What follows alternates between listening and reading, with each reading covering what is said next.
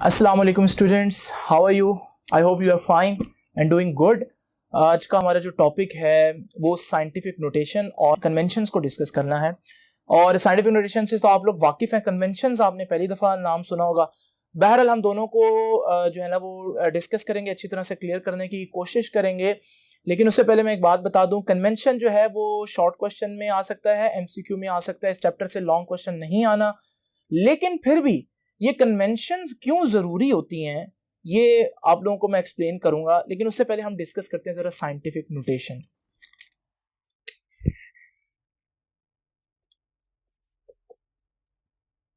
Scientific notation से पहले notation समझें। नोटेशन का मतलब क्या होता है?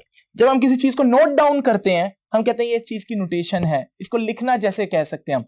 लेकिन यहां पर नोटेशन की बजाय हमने वर्ड यूज किया है साइंटिफिक नोटेशन, जिसका दूसरा नाम भी याद रखिएगा, विच इज स्टैंडर्ड नोटेशन।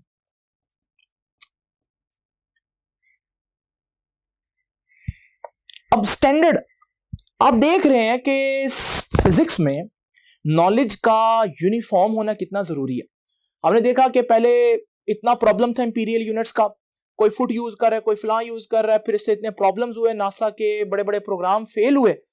तो फिर उन्होंने क्या किया, उन्होंने कहा पूरी दुनिया में आज के बाद ये 7 यूनिट्स, बेस यूनिट्स सब लोग यूज करेंगे। एक जैसा स्टैंडर्ड पूरी दुनिया में अप्लाई किया। आपको एक मजे की बात बताऊं, आपको पता है एसआई बेस यूनिट्स को पूरी दुनिया ने अप्लाई किया और 3 ममालिक में आज भी वो एप्लीकेबल नहीं है। वो अभी भी एफपीएस यूनिट यानी कि इंपीरियल यूनिट्स यूज कर रहे हैं। और आपको सुनकर हैरानगी होगी कि उन 3 ममालिक में से एक ममालिक पता है कौन सा है? USA.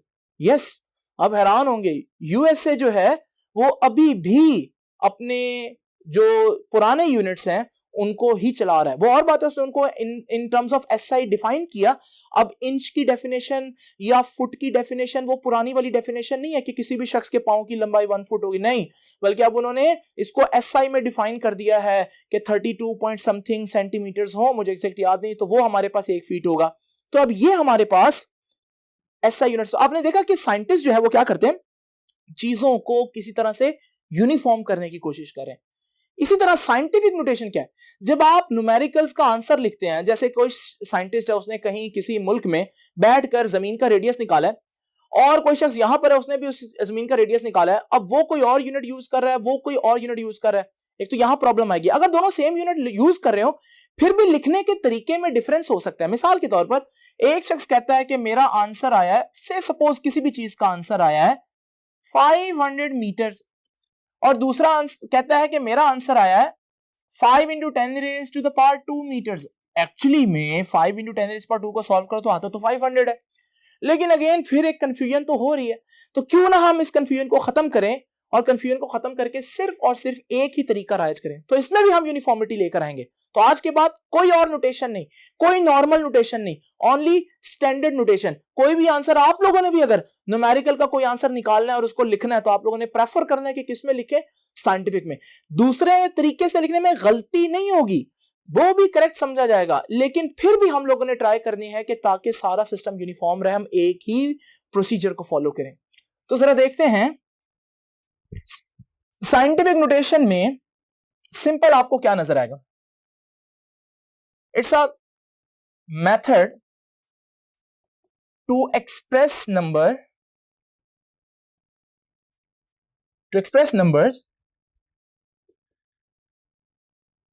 in terms of powers of 10, multiply by a number between 0 and 10। I know आपको कुछ भी समझ में नहीं आएगा भी नहीं, अभी जब हम इसको एक्सप्लेन करेंगे फिर ये चीज आपको क्लियर होगी। तो मैं डेफिनेशन को भी डिस्कस नहीं करता, मैं जस्ट जंप करता हूं डायरेक्ट कुछ एग्जांपल्स पर। मेरी बात याद रखें, अगर आप साइंटिफिक नोटेशन में लिखना चाहते हैं आपके पास सिंपल 2 चेक हैं जो कि आपको करने हैं। पहला चेक ये है कि डेसिमल, जिसे बच्चे उर्दू में आशारिया बोलते हैं, डेसिमल कहां होना चाहिए, should be after first non zero digit. Decimal कहीं भी नहीं लगा सकते, बल्कि डेसिमल की पोजीशन फिक्स हो गई भाई साइंटिफिक नोटेशन में, फर्स्ट नॉन जीरो डिजिट के बाद डेसिमल लगना है, इसके अलावा कहीं नहीं लग सकता। अगर साइंटिफिक नोटेशन में लिखे ना तो वो गलत कंसीडर होगा। नंबर 2, देयर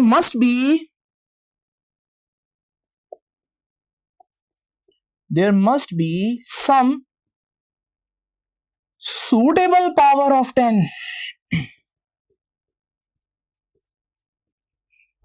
10 की पावर लगाए। ये दो चेक हैं, अगर ये दोनों चेक आ जाते हैं आपके पास सही, इसका मतलब क्या है कि आपने साइंटिफिक नोटेशन में जो लिखा है वो बिल्कुल सही है। तो अब जरा देखिएगा, एक एग्जांपल लेते हैं। लो जी, एग्जांपल ये है,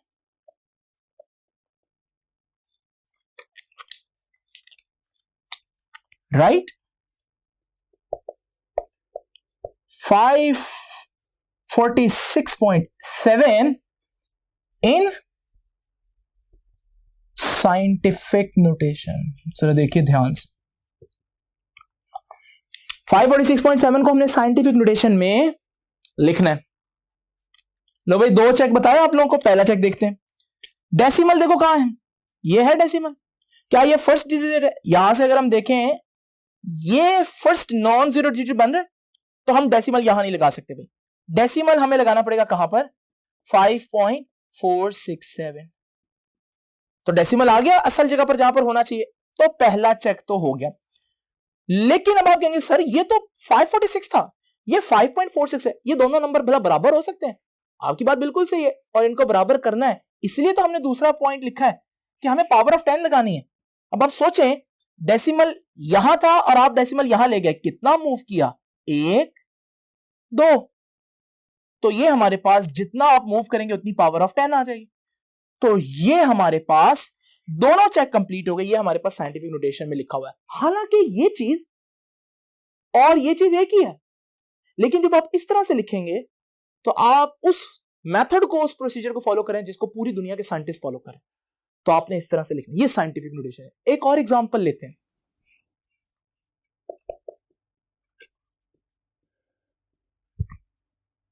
.0037, इसको साइंटिफिक नोटेशन में लेकर जाना है। अगेन जरा देखिए, डेसिमल पहले डिजिट के बाद ही है, लेकिन जरा पहले डिजिट को तो देखो, ये पहला डिजिट तो 0 है। हमारी डेसिमल क्या थी, पहला नॉन जीरो डिजिट होना चाहिए। सो यहां से ये भी 0 है, नहीं ये भी 0 है, नहीं ये भी 0 है, पहला नॉन जीरो कहां आ रहा है, ये 3 है, यानी कि डेसिमल कहां आना चाहिए, फर्स्ट नॉन जीरो डिजिट के बाद, यानी कि 3 के बाद होना चाहिए। ठीक, तो अब हमें इसको लिखना पड़ेगा इस तरह से कि 0. ये 3.7। आप कहेंगे सर वो आपने 0 नहीं लगाया, भाई लगा भी सकते हैं, आपको पता है ना। अगर मैं कहूं कि भाई मेरे पास 0.0000005 रुपीज है, तो मेरे पास 5 रुपए सिर्फ, तो लेफ्ट के जो डेसिमल, लेफ्ट के जो हमारे पास जीरोस होते हैं वो कंसीडर नहीं किए जा सकते, उनकी कोई वैल्यू नहीं होती। इसलिए ये शुरू के जो जीरोस हैं इनको मैं हटा देता हूं। तो अब मेरे पास रह गया 3.7। अगेन ये इसके बराबर तो नहीं है, उसी के लिए तो हमें पावर ऑफ 10 से मल्टीप्लाई करना पड़ता है। लेकिन अब आप जरा देखें, हम डेसिमल को बजाय पहले एग्जांपल में हम डेसिमल को पीछे लेकर आ रहे थे, दूसरे अल्फाज में हम लेफ्ट पर लेकर आ रहे थे, लेकिन अब जो है हम डेसिमल को कहां लेकर जा रहे हैं, आगे लेकर जा रहे हैं, राइट पर लेकर जा रहे हैं। कितना, 1 2 3 डेसिमल प्लेसेस चेंज की, तो आप पावर 3 लिखेंगे, लेकिन अब हम राइट को जा रहे हैं तो पावर के साथ नेगेटिव साइन भी आएगा। तो आई होप आपको ये दोनों कन्वेंशन समझ में आ गए। या तो आपको पावर नेगेटिव लगानी है अगर आप डेसिमल को कहां मूव कर रहे हैं, फ्रॉम लेफ्ट टू राइट, आगे लेकर जा रहे हैं, और अगर आप राइट टू लेफ्ट लेकर आ रहे हैं तो फिर जो आप पावर लगाएंगे वो पॉजिटिव पावर होगी। लेकिन एक और किस्म का क्वेश्चन अक्सर आ जाता है, जरा ये एग्जांपल देखिएगा।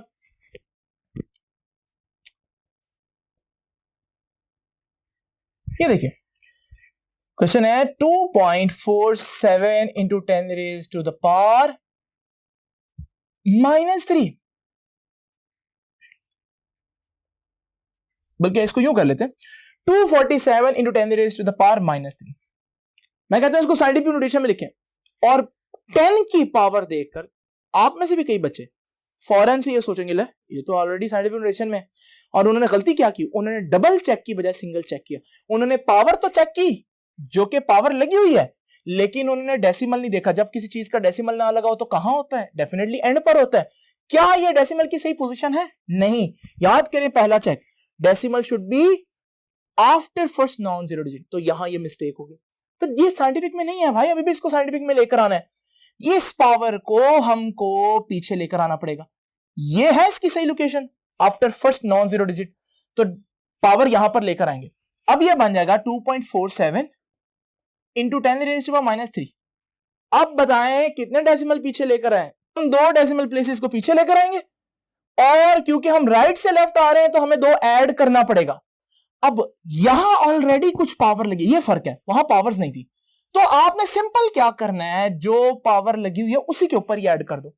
तो फिर ये हमारे पास बन जाएगा 2.47 इंटू 10⁻⁻⁻1। तो अगर पहले पावर लगी हो तो भी आप लोगों ने इसको ये नहीं समझना। इसी तरह नेक्स्ट देखिए, एक और एग्जांपल देखता हूं जरा। इस एग्जांपल को भी जरा ध्यान से, 2.56 मैं कहता हूं इसको साइंटिफिक नोटेशन में लिखे, फिर से कुछ बच्चे धोखा खा जाएंगे और वो कहेंगे ये तो साइंटिफिक नोटेशन में ही है। क्यों भला? क्योंकि उन्होंने फिर से डबल चेक करने के बजाय सिंगल चेक किया। उन्होंने डेसिमल प्लेस को देखा और डेसिमल प्लेस बिल्कुल सही जगह पर थी, लेकिन उन्होंने पावर ऑफ 10 को इग्नोर कर दिया। भाई अब हमें पावर ऑफ 10 लगानी है, क्योंकि साइंटिफिक नोटेशन के लिए ये दोनों चेक जो है वो जरूरी हैं। अब जरा देखते हैं। अब आप कहेंगे सर डेसिमल तो सही जगह पर है तो उसको तो हम हिला नहीं सकते। तो भाई ना हिलाएं, लेकिन 10 की पावर तो लिखनी है। अब आप कौन सी ऐसी 10 की पावर लिख सकते हैं जिसको लिखने से कोई फर्क ही ना हो? ओ यस, 10 की power 0, because the answer to 10⁻⁴ is 1 and 1 is something which is multiplied and give no difference to the answer। तो हम यहां पर जब भी इस तरह के क्वेश्चन को डील करेंगे तो हमें 10 की power, this is not in scientific notation, let me tell you again, ये साइंटिफिक नोटेशन में नहीं है, ये साइंटिफिक नोटेशन में है। 10 की पावर 0 ऐड करना। एक आखिरी एग्जांपल करते हैं।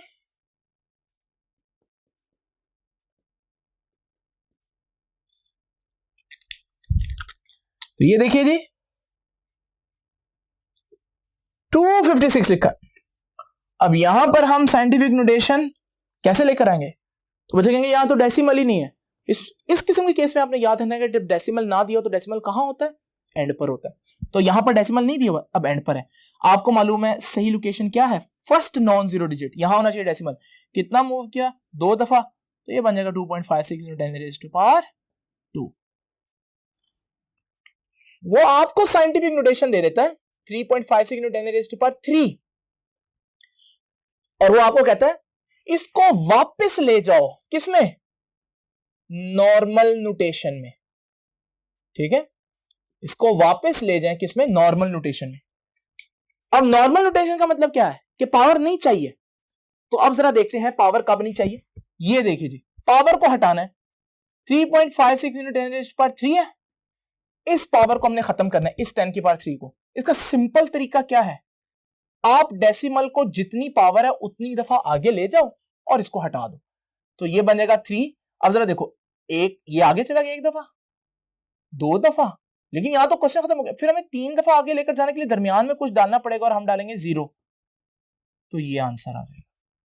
अब हम इसके साथ 10 की पावर 3 नहीं लिखेंगे, क्योंकि 10 की पावर 3 को हमने डेसिमल की पोजीशन चेंज करके खत्म कर दिया। टॉपिक का पूरा नाम लिखता हूं, जिसको मैं सिर्फ कन्वेंशंस कह रहा हूं, वो है conventions for indicating units. Conventions for indicating units. जरा तवज्जो कीजिएगा। जस्ट इमेजिन करें कि समटाइम छोटी मिस्टेक भी बड़ी हो सकती है। मिसाल के तौर पर, एक ये सच्चा वाकया कि एक दफा यूएसए में किसी पेशेंट को किसी मेडिसिन की एक डोज देनी थी। ऊपर लिखा था कि मेडिसिन की डोज दें 0.5 ग्रेन्स। ये ग्रेन एक ऐसा यूनिट है जो बराबर होता है 0.065 ग्राम्स के। अब जिस शख्स ने ये मेडिसिन देनी थी उसने जल्दबाजी में इसको ग्रेन पढ़ा नहीं और उसने पढ़ा ये ग्राम्स लिखा, और पता है उसने कितनी डोज दे दी? 0.5 ग्राम। जस्ट इमेजिन करें 0.5 ग्रेन्स देनी थी, इसकी भी हाफ देनी थी, 0.03 देना था, उसने 0.5 ग्राम दे दी। छोटी सी गलती हुई है सिर्फ इस कंफ्यूजन की वजह से। और भी इस तरह की कई गलतियां हो सकती हैं जिनसे बचने के लिए हमें कोई सिस्टम बनाना पड़ेगा ताकि हम यूनिट्स को जब लिखें तो फिर वही नासा वाले एक्सीडेंट्स ना हो जाए। तो जरा देखते हैं। तो कन्वेंशंस वो छोटे छोटे स्टैंडर्ड्स हैं, वो छोटे छोटे प्रिंसिपल्स, असूल हैं जिसको फॉलो करना है यूनिट लिखते हुए। मैं इनकी पूरी पूरी स्टेटमेंट नहीं लिखूंगा, वो सिर्फ टाइम वेस्टेज होगी। आप उसको बुक के पेज नंबर 5 और 6 पर देख सकते हैं। मैं सिर्फ उनको एक्सप्लेन करता हूं। एक दो कन्वेंशंस मैं खुद भी ऐड कर रहा हूं जो कि बुक में नहीं है, वो आपको कुछ भी नहीं हार्म नहीं करेंगे, लेकिन आप लोगों ने उसको फॉलो करना है। अब जरा देखिएगा, कन्वेंशंस फॉर इंडिकेटिंग यूनिट्स। पहली कन्वेंशन है, आपको पता है साइंटिस्ट कुछ जो यूनिट्स होते हैं वो साइंटिस्ट के नाम पर होते हैं, जैसे पास्कल है और जो है वो न्यूटन फोर्स का यूनिट है, लेकिन साइंटिस्ट का नाम भी है। जब भी आप कोई ऐसा यूनिट लिख रहे हो जो किसी साइंटिस्ट का नाम हो, जब भी कोई ऐसा यूनिट लिख रहे हो जो साइंटिस्ट का नाम हो और आप पूरा यूनिट लिख रहे हैं, आप उसको कैपिटल नहीं लिखेंगे। ये बड़ी जबरदस्त बात है, उसकी रीजन अभी आपको पता चलेगी। तो याद रखिएगा, full name of unit after a scientist is written in, उसको लिखा जाएगा लोअर केस लेटर। बड़े, ये लोअर केस लेटर का मतलब है कि उसको छोटे लेटर्स में लिखा जाएगा, यानी कि जिसे आप कहते हैं छोटी एबीसी, वो उसमें लिखा जाएगा। तो जरा देखते हैं, मैं लिखता हूं 5 न्यूटन और मैं लिखता हूं 5 न्यूटन। याद रखिएगा, इस असूल के तहत ये गलत होगा और ये सही होगा। क्यों? क्योंकि ये यूनिट का नाम है, इसका पहला लेटर कैपिटल नहीं हो सकता, तो हम इसको ऐसे लिखेंगे। और ये पता है क्यों है? क्योंकि अगर कहीं आप कोई बुक पढ़ रहे हैं और उसमें दरमियान में लिखा हुआ आ जाता है 1 न्यूटन, तो आप तो परेशान ही रहेंगे कि ये न्यूटन शख्स की बात कर रहा है कि न्यूटन यूनिट की बात कर रहा है। हो गई परेशानी, कंफ्यूजन होगी ना, वही ग्रेन और ग्राम वाली। हम क्या करेंगे, हम यहां पर न्यूटन की बजाय क्या करेंगे, अगर देखेंगे कैपिटल है, इसका मतलब ये तो किसी बंदे का नाम, और लेकिन अगर स्मॉल एन कहीं आ जाता है, इसका मतलब ये फोर्स का यूनिट न्यूटन है। ठीक है जी। नेक्स्ट जरा देखिएगा कन्वेंशन, वो भी बहुत इंपॉर्टेंट है, बल्कि चलें इसके एक दो एग्जांपल और देखते हैं। तो अगर मैं लिखता हूं 5 जाउल्स, या जूल्स भी कहते हैं इसको, जो आपको दिल करे कह लें, 5 जूल्स और 5 जूल्स, इनमें से कौन सा करेक्ट है? जरा जल्दी से गैस करें। यस, इसमें से ये करेक्ट है और ये रॉन्ग है। इसी तरह सेल्सियस टेम्परेचर का यूनिट आप लोगों ने पढ़ा हुआ है, सेल्सियस भी साइंटिस्ट है, तो 6 सेल्सियस, 6 सेल्सियस या 6 सेल्सियस। अब बताएं कौन सा सही है, जल्दी से सोचें। यस, कौन सा? ये वाला? वेल, इसमें ये वाला सही है। अब आप हैरान होंगे कि सर अपना ही रूल को गलत करें। बहरहाल ये मेरे रूल नहीं है, एसआई के रूल है, सिस्टम इंटरनेशनल रूल्स है।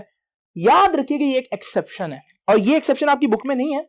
बहरहाल ऐसी चीजों को याद रखना हमेशा फायदेमंद होता है। तो ये एक्सेप्शन जो है, इसको आप लोगों ने याद रखना है कि सेल्सियस वाहिद यूनिट है जिसका पूरा नाम भी लिखेंगे फिर भी आप उसको कैपिटल लिखेंगे। अब मेरे से ना पूछेगा ऐसा क्यों है, ये आप खुद सर्च करें और इसकी लॉजिक ढूंढें, गूगल करें, आप इसको देखें कि ऐसा क्यों है, अदरवाइज आगे मैं बता दूंगा। अच्छा जी, नेक्स्ट हमारे पास जो यूनिट है वो ये है कि अगर आप फुल नेम नहीं लिखते, साइंटिस्ट का सिर्फ आप एक जो है ना वो सिंबल देते हैं यूनिट का, तो फिर आपने क्या करना है? तो ये देखिएगा, तो symbol of unit after a scientist, after a name of scientist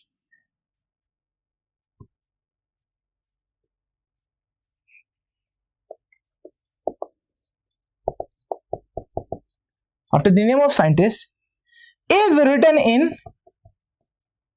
capital लिख लें या कैपिटल लेटर कह देता हूं या अपर केस लेटर भी बोलते हैं इसको, अपर केस लेटर।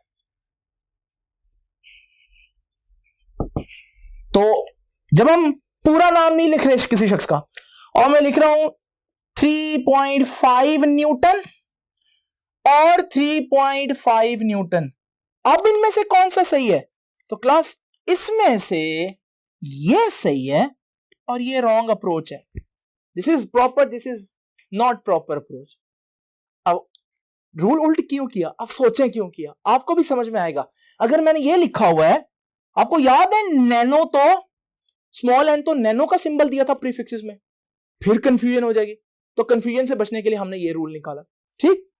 उसके बाद देखिए next rule, Plurals can't affect the symbol. ये आपकी बुक में नहीं है, लेकिन जरा समझें इस बात को, बड़ी इजी बात है। इधर देखें, अगर मैं लिखूं 1 न्यूटन, लेकिन अगर हमने 5 न्यूटन, तो 5 न्यूटन्स होगा ना, 5 न्यूटन्स होगा ना।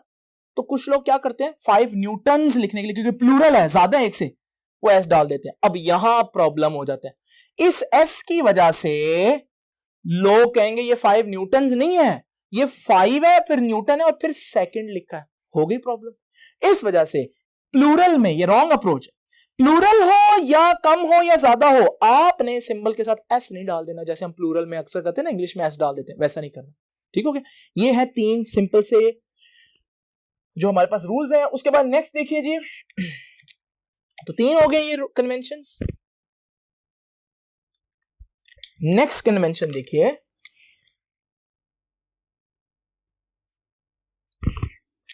ये है अबाउट स्पेस, कि कहां कहां स्पेस देनी है, कहां कहां जगह छोड़नी है। तो याद रखिएगा, numerical value,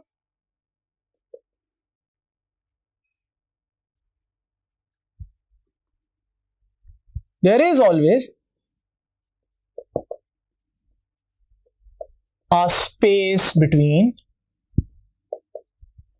numerical value and unit। ये देखिए, न्यूमेरिकल वैल्यू और यूनिट के दरमियान स्पेस होनी चाहिए। मिसाल के तौर पर अगर मैं कहता हूं 543 न्यूटन्स और मैं लिखता हूं 543 और फिर एक स्पेस छोड़ता हूं और फिर लिखता हूं Newton, this is correct, this is wrong. उसकी रीजन क्या है? उसकी रीजन भी कुछ ऐसी ही है, मिलती जुलती। ऐसे स्पेस क्यों डालनी है? ताकि चीजें क्लियर लें। अगर मैं बहुत ज्यादा करीब लिख दूंगा तो हो सकता है मैं चीजों को जोड़कर लिखता हूं तो वो फिर ऐसे मिल जाएगा, तो फिर वो आप उसको कहीं न्यूमेरिकल वैल्यू का पार्ट ना समझ लें, हिस्सा ना समझ लें। इस वजह से एक स्पेस मस्ट है ताकि किसी किस्म की कोई प्रॉब्लम ना हो। नेक्स्ट भी स्पेस से रिलेटेड ही है। अगर हमारे पास 2 बेस यूनिट्स हैं, उनके दरमियान भी स्पेस आएगी। There is always a space between 2 base units. तो ये देखिए, आपको पता है ना, बेस यूनिट्स इकट्ठे हुए, जैसे न्यूटन हम कहते हैं 40 किलोग्राम मीटर पर सेकंड स्क्वायर। यहां पर देखिए, यहां पर हमारे पास इनको इकट्ठा लिखा है without space, this is wrong approach. हमें लिखना पड़ेगा इसको 40 किलोग्राम। पहले तो न्यूमेरिकल और यूनिट के दरमियान भी स्पेस आएगी, फिर यूनिट, ये बेस यूनिट, इससे अगले बेस यूनिट में भी स्पेस होगी, ये देखें स्पेस यूनिट, और फिर ये बेस होगी। अगेन किस लिए? ताकि बहुत ज्यादा इकट्ठी चीजें जुड़ जाएं तो कंफ्यूजन ना हो, क्योंकि ये प्रॉब्लम जो है वो बड़े प्रोजेक्ट्स में बहुत ज्यादा लॉस कर सकता है। नेक्स्ट देखिएगा, वो भी स्पेस से रिलेटेड ही है। अगर हम बेस यूनिट और ड्राइव यूनिट को इकट्ठा लिखें तो क्या होगा? ये भी आप लोगों ने देखा हुआ है अक्सर। There is again, there must be some space, ठीक है। There is always space between a base and derive unit. मिसाल के तौर पर 30 न्यूटन मीटर, रॉन्ग। ये डिराइव यूनिट है, ये बेस यूनिट है, इकट्ठा लिख दिया, गलत। इसे लिखेंगे 30 न्यूटन स्पेस मीटर। अब मैं आपको एक बात बताऊं, आपने पहले भी नोट किया होगा 10th में कि ना टीचर इस बात को फॉलो करते हैं लिखते हुए, ना बच्चे फॉलो करते हैं। आपकी बात सही है, क्योंकि वैसे भी हम कौन सा इतने किसी बड़े प्रोजेक्ट में जा रहे हैं, वैसे असूलन हमें भी फॉलो करना चाहिए, लेकिन लिखते हुए हम भी इसको फॉलो नहीं करेंगे, बट रूल इज रूल। तो आप लोगों ने जब भी इसको देखना है, अगर मैंने गलत किया हुआ तो वो गलत है, उसको आपने सही नहीं समझना, मैं जल्दी में किया होगा। इसी तरह आप लोग अपने अगर बुक में देखेंगे ना, आप अपने बुक पर पहले दूसरे तीसरे पेज पर जहां पर यूनिट्स दिए हुए हैं, जरा उनको गौर से देखें। जब यूनिट के टेबल के अंदर, डिराइव यूनिट के टेबल के अंदर देखें, उन्होंने इस बात को फॉलो किया हुआ है, उन्होंने स्पेसेस डाली हुई है जहां भी स्पेस चाहिए। आखिरी स्पेस का जो हमारे पास पॉइंट है उसको भी देख लें। अभी तक तीनों आर्टिकल्स में स्पेस आनी चाहिए। अब मैं वो जगह बता रहा हूं जहां स्पेस नहीं आनी चाहिए। There is no space between a prefix and unit. Prefix और यूनिट में स्पेस नहीं आनी चाहिए।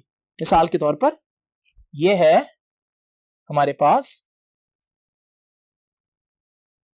मिली सेकेंड, लिखता हूं मिली सेकेंड, और लिखता हूं मिली सेकेंड।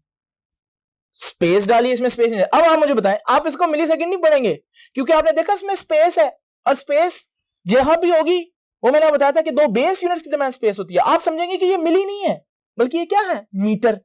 तो देखो ये मीटर सेकंड बन जाएगा। तो इस वजह से प्रीफिक्स और यूनिट में हम स्पेस नहीं डालेंगे, नो स्पेस। ये सही तरीका है, ये मिली सेकंड है, ये मिली सेकंड नहीं है, ये मीटर सेकंड बन जाएगा। तो देखो कंफ्यूजन हो रही है ना, इसलिए हम लोगों ने पहले ही रूल्स बना दिए। ठीक हो गई। तो ये है हमारे पास स्पेस के लिए कि कहां स्पेस डालनी और कहां स्पेस नहीं डालनी, ये इसके चंद रूल्स हैं।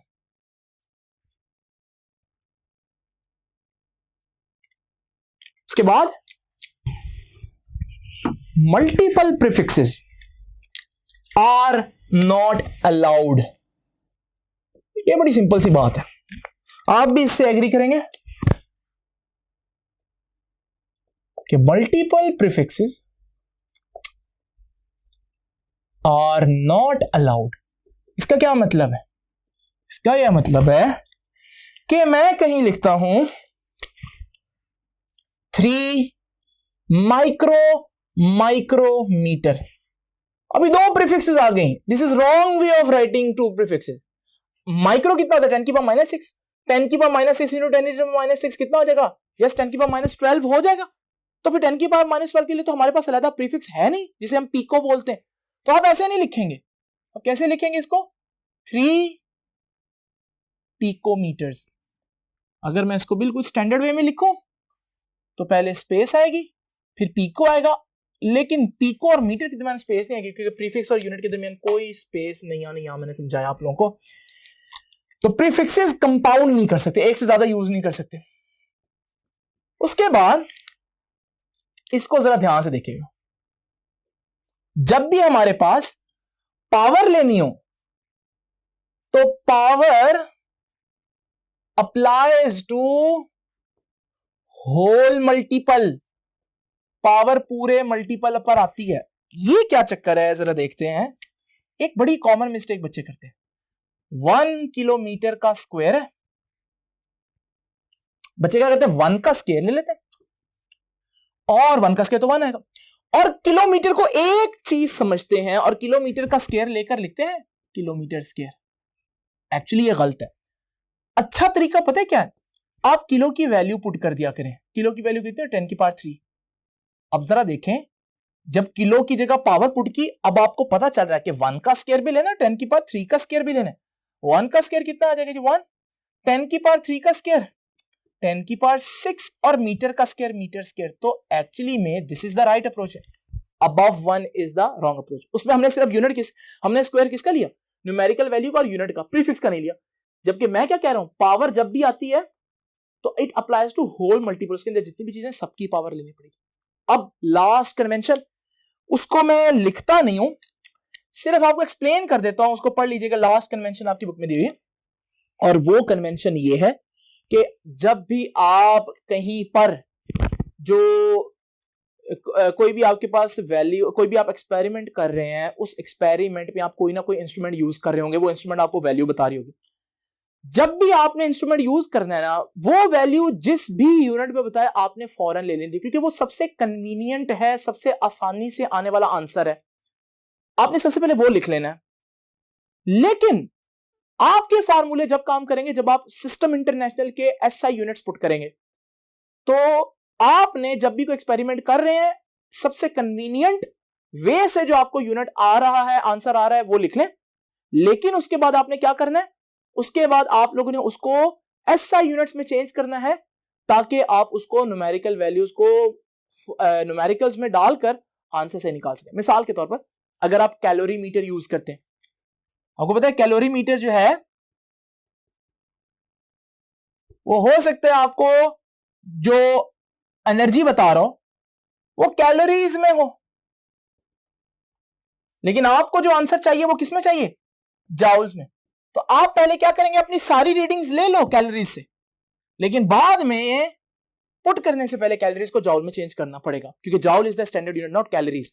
कैलोरीज सीजीएस यूनिट है। इसी तरह एक और बात इंपॉर्टेंट जरा देखिएगा कि मिसाल के तौर पर आप यूज कर रहे हैं स्क्रू गेज। आपको पता है आपका स्क्रू गेज जो है वो आंसर दे रहा होता है मिलीमीटर्स में, तो जो आपका आंसर मिलीमीटर में आएगा ये स्टैंडर्ड यूनिट तो नहीं है, आपको उसको मीटर्स में चेंज करना पड़ेगा। तो ये है आज की हमारे पास बहुत इंपॉर्टेंट कन्वेंशंस। एक दो मैंने इसमें खुद ऐड किए चीजें क्लियर करने के लिए, बाकी बुक में आपको दी हुई है पेज नंबर 5 और पेज नंबर 6 पर, आप इसको बड़े अच्छे तरीके से देख सकते हैं। ये आज का लेक्चर है। इसके बाद हमारे पास कल एक बहुत जबरदस्त लेक्चर है, और वो लेक्चर है एरर्स का और अनसर्टेनिटीज का। इसमें बहुत कंफ्यूजन होती है, इसको भी हम बहुत अच्छे तरीके से इंशाल्लाह क्लियर करेंगे। आपको एमसीक्यूज की आज जो है ना वो प्रैक्टिस की जरूरत है, क्योंकि हम जितनी भी चीजें पढ़ रहे हैं सारी प्रैक्टिस से ही सॉल्व होंगी, इनका क्लैरिटी जो है वो प्रैक्टिस से ही आएगी। तो आपको जो है वो इसके साथ एमसीक्यू वर्कशीट दे रहे हैं, इंशाल्लाह आप उसको भी अच्छे तरीके से करें और इसको जो है ना इसको अपने फिंगर टिप्स पे कर लें। इंशाल्लाह कल का जो हमारा टॉपिक है एरर, और इंशाल्लाह उसमें कोई एरर नहीं होगा और हम फिर ही एरर को समझ सकेंगे। अल्लाह हाफिज़।